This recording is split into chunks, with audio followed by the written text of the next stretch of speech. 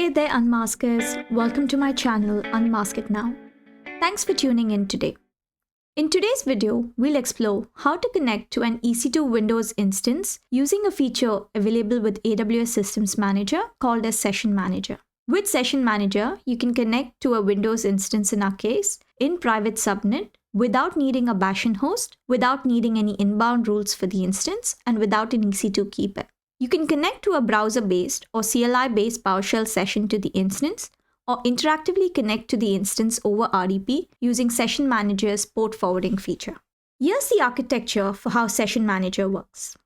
We start by having a VPC with two private subnets in two availability zones for high availability in our AWS account. We'll create a Windows instance in one of the private subnets with no outbound access to the internet. In order for the instance to be able to use Session Manager and communicate with the AWS Systems Manager service, we require a minimum of two VPC interface endpoints. That is the SSM endpoint, which reports the agent health check, and the SSM messages, which is responsible for Session Manager connectivity. The instance will have an IAM role attached to it with the necessary permissions to communicate with these endpoints. We will also create an IAM user for this demonstration that will have the necessary IAM permissions to start, resume, or terminate a session either from the EC2 console, the Session Manager console, or the AWS CLI. Coming to the security group rules, the instance security group does not require any inbound rules, not even for RDP access, to be able to use Session Manager. It only requires outbound access to the endpoints. As for the endpoint security group, it does need to allow inbound traffic on TCP port 443 from the instance security group and all outbound traffic. Let's take a look at the agenda for this video. This is part 1 of a two-part series on how to connect to an EC2 Windows instance using AWS Systems Manager Session Manager. We'll first start by defining the IAM permissions required for the user that is connecting to the session and the IAM role permissions that will be attached to the instance that we're connecting to using Session Manager. We will then create a VPC with two private subnets and create the VPC interface endpoints in each of the subnets for high availability that are needed for Session Manager access. This requires two endpoints to be created, one for SSM and the other for SSM messages. And we'll configure these endpoints with the necessary security group rules. We'll then start by creating a Windows instance and starting a session to this Windows instance using the Amazon EC2 console, and also explore the legacy way of connecting using the Session Manager console. In part 2 of this series, we'll look into the installation of the Session Manager plugin on top of the AWS CLI and configure the AWS CLI user so that it can start a session to the instance. These two methods will give you access to the PowerShell session on the instance. If you do require interactive access, Session Manager also supports the port forwarding feature to have RDP access to the instance. Let's look at the Session Manager documents that are involved here. When a user connects to a session, Session Manager uses the default SSM Session Manager run shell document that has the default preferences required for the session. We do not need to provide an explicit permission for the user to gain access to this document to start the session. However, when a user connects to a session using the port forwarding feature, we need to provide explicit permissions so that the user is able to use the document AWS Start Port Forwarding Session and also explicitly specify this document name when connecting to the session. I'm currently logged into the AWS console in the Sydney region as my administrator user Wiz. Before we get started with Session Manager, we need to take a look at the IAM permissions that we need to configure. There are two sets of permissions we need to consider here. The first one is the permissions for the user, and the second one is the permissions for the instance. Let's start with the user permissions and then create a user and attach those permissions. So let me switch over to the IAM console.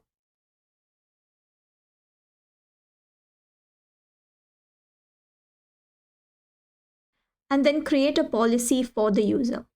So let's click on Policy, Create Policy. I'm going to click on the JSON tab and then paste the policy for my user. I have a local copy of the policy and I will link this policy in the description below and have it in my GitHub repo. Let me make some changes to the placeholder values in this policy. So the first one is the region. So we are using the AP Southeast 2 region and the account ID. Since we do not have the instance yet, I'm going to update this policy once we've created the instance. Leave the rest of the settings as default and then click on Next. I'm going to give a name to the policy and call it the Session Manager User Policy. And then go ahead to create the policy. So let's now go ahead and create a user that we will use to connect to the instance. The AWS best practice is obviously to create an IAM role for the user and then use the temporary credentials from the IAM role to connect to the AWS services. However, for the purpose of this demonstration, I will be using the access key ID and the secret key for this user going forward when we test it using the CLI. So let me go ahead and add the user. I'm going to call this user as the Session Manager user.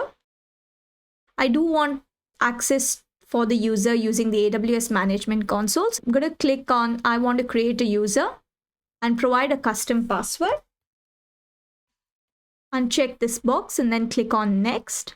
I'm going to attach the policy that we previously created for the user. So the Session Manager User Policy. Go ahead and click on Next and then go ahead and create the user.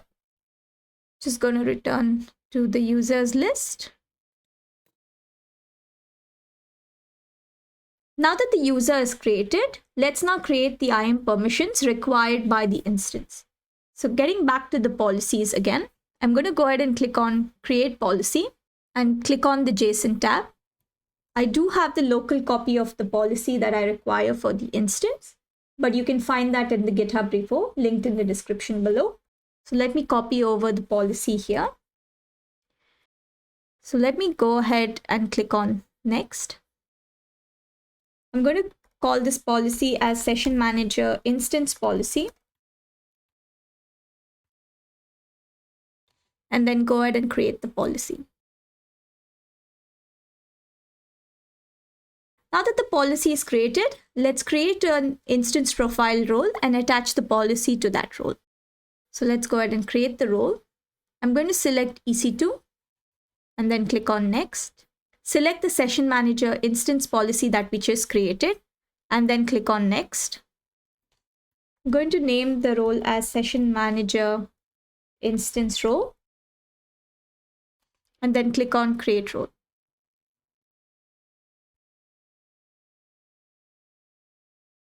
I do want to take a second to talk through the Session Manager User Policy. So let me click on the JSON tab so we can review the permissions for the user. The SSM start session permission is the co-permission that is required by the user to start a session to the respective instance resource that we have in this account in the region. The SSM send command permissions that you see here are needed explicitly when you are connecting to the instance from the Amazon EC2 console. We also have permissions for the port forwarding session, which we will be demonstrating in the second part of the video. So we have explicitly added permissions for that document so that the user can start a session using that particular document. The next set of permissions that we have here is responsible to describe the instance properties and the instance information from the SSM console so that we can describe the session and also get its connection status. The last set of permissions that you see here are required so that the user that started the session also has permissions to terminate the existing session or also resume an existing session. I do want to take this time to walk you through the Session Manager Instance Policy that we have created. So clicking on the JSON tab, let's take a look at the permissions.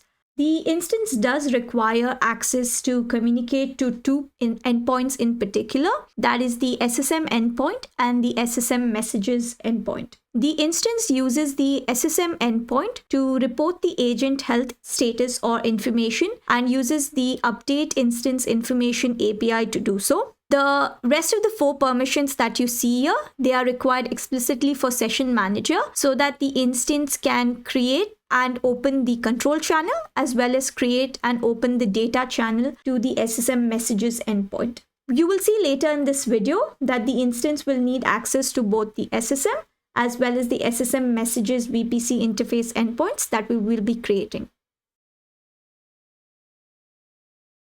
Now that we've created the IAM user with the IAM user policy, as well as created the instance role with the instance policy, let's now go ahead and create the VPC with the 2 private subnets.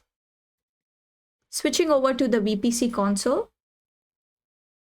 Now that I'm on the VPC console, I'm going to click on the VPC tab and click on Create VPC. I'm going to give the name of the VPC as Session Manager VPC. I'm going to leave some of the defaults with number of availability zones as 2. I do not require any public subnets. I do require 2 private subnets, and I don't require any VPC endpoints now. We will create the VPC interface endpoints for SSM and SSM messages later. I'm going to leave the DNS options for the VPC as default, making sure both these options are checked. I'll go ahead and create the VPC. Now that the VPC is created, we do need to create the security groups. We will need 2 security groups here, one for the instance and the second one is for the endpoints. So let's go ahead and first create the security group for the instance. So switching over to the security groups tab, let me go ahead and create the security group. I'm going to call this the instance security group and provide the same description, making sure that I select the session manager VPC. It's important to understand that when connecting to the instance using the session manager feature, the instance does not require any inbound rules, which is one of the benefits of using this feature. However, we do require outbound rules. I'm going to leave it as default so that the instance has outbound access to communicate with the endpoints. So let me go ahead and create the security group for the instance. Now that we have got the VPC and security group for the instance in place, let's go ahead and create our instance. So let me switch over to the EC2 console. Click on the Instances tab and go ahead to launch the instance. I'm going to name the instance as Windows Server. Selecting the latest Windows AMI here. I'm going to leave the instance type as default. Another benefit of the Session Manager feature is that I do not require any key pair when I launch the instance. So I'm going to select Proceed without a key pair. For the network settings, I'm going to select the Session Manager VPC that we created and select one of the private subnets. Considering that the instance is in a private subnet, it does not have any public IP. For the security group, I'm going to select the security group that we just created. And scrolling down to the advanced settings, I'm going to select the role that we created for the instance previously, which is the Session Manager instance role. So let me go ahead and launch the instance. I'm going to give the instance a couple of minutes to launch. And while we're at it, I'm going to grab the instance ID of the instance now that we've created the instance and switch back to the IAM console where we had the user policy created and enter the instance ID in there. So selecting the Session Manager user and expanding the Session Manager user policy, I'm going to edit this policy and then remove the placeholder for the instance ID and add the instance ID in here. Now that's done. I'm going to click on Next and save these changes. Flipping back to the instance console, I'm going to give it a couple of minutes to initialize. And while we're at it, I'm now going to create another browser session and I'm going to log into the console using the Session Manager user that we created. So in order to create a new browser session, I'm just going to create a new incognito session and log into the AWS console. I'm going to provide the account alias, the IAM user, which is the Session Manager user. And let's try to log into the console using this user.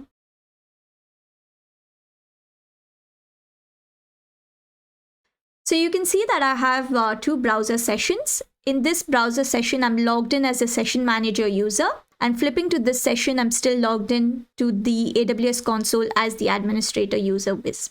So let me refresh the checks and you can see that the instance has now passed the 2x2 status checks.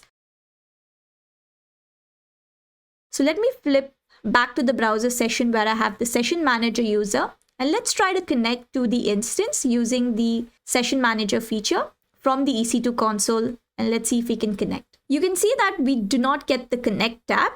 And the reason for this is because the instance is launched in the private subnet, but does not have connectivity to the SSM or the SSM messages endpoint. So this requires us to first create the endpoints and making sure that the instance can reach these endpoints. So let me flip back to the browser session of my administrative user and go ahead and create the VPC endpoints.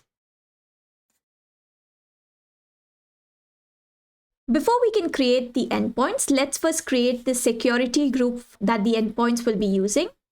So let me click on security group and create a security group for the endpoint. So I'm going to name this endpoint security group. I'm going to provide the same description. Make sure to select the correct VPC for the session manager VPC. The endpoints do require an inbound rule on the HTTPS port from the security group that is associated with the instance. So let me go ahead and create that. So I'm going to select HTTPS and the source will be the instance security group. As for the outbound rules, I'm going to leave it as default, which allows all traffic outbound. Let's create this security group. Now that the security group is created, we are ready to now go ahead and create the endpoints. So we do require 2 endpoints. I'm going to start with the first endpoint, which is the SSM endpoint. Let's provide a name for the endpoint. Let's call it SSM. I'm going to filter through the list to find the SSM endpoint. Once we've selected the SSM endpoint, I'm going to select the VPC where we want this endpoint to be created. And considering that we have 2 private subnets and 2 availability zones, I'm going to select both these private subnets.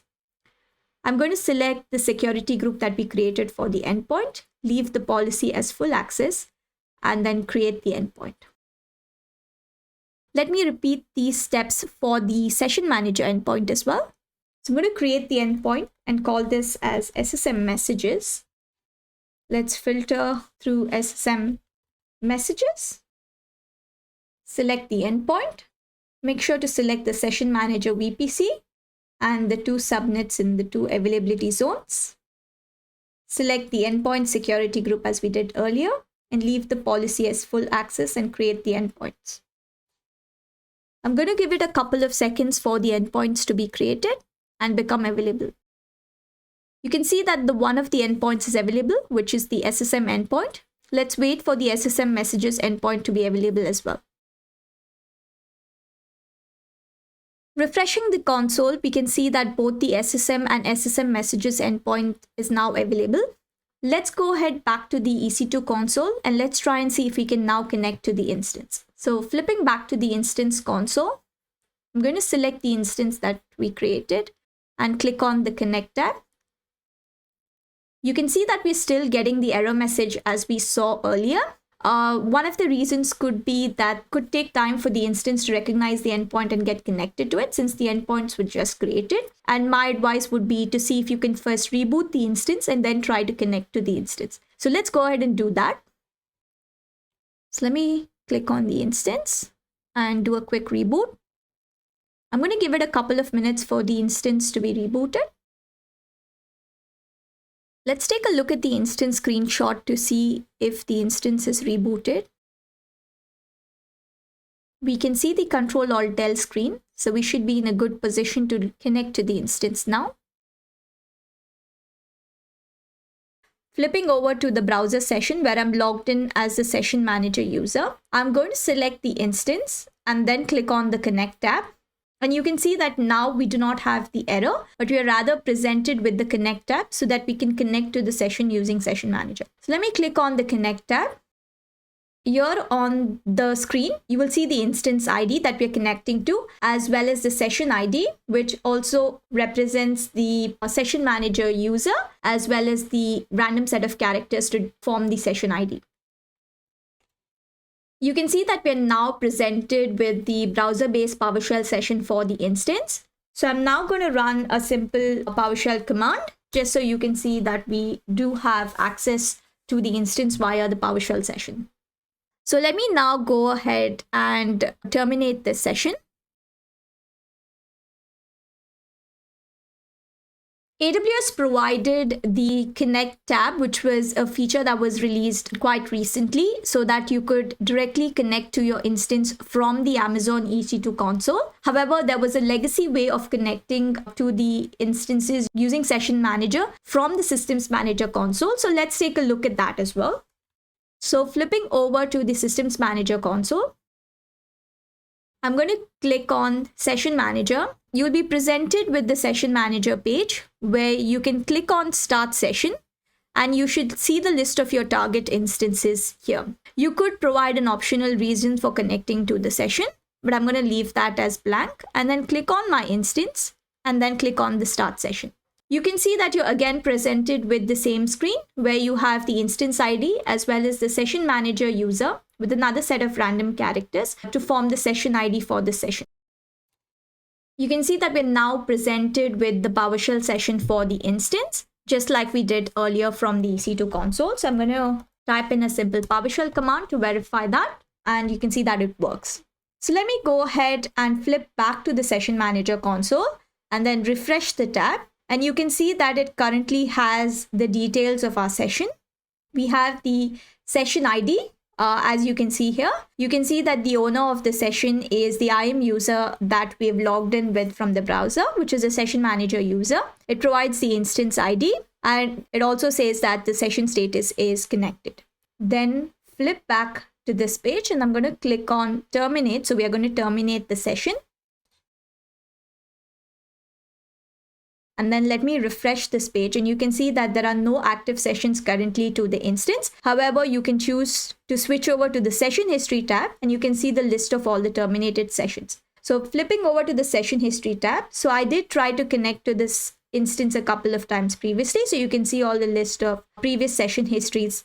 So let me flip back to the browser session of our administrative user Wiz. Flipping over to the Systems Manager console, I do want to go to Session Manager and talk about one more feature of Session Manager, and that is the preferences. For the purpose of this demonstration, we have stuck to the default preferences. However, there are certain settings that you can use to manage your Session Manager sessions. If you want to encrypt your sessions using KMS encryption, or you want to log your session data through CloudWatch or S3 logging, you can enable some of these features. However, note that the permissions that we have described for the user and the instance in this session are taken into consideration that these preferences are set to default as disabled. However, if you do enable any of these features, note that you will require additional permissions for the Session Manager to function, without which you would not be able to connect to your instances using Session Manager. You could take a look at the documentation to know what these additional permissions are when you edit these preferences.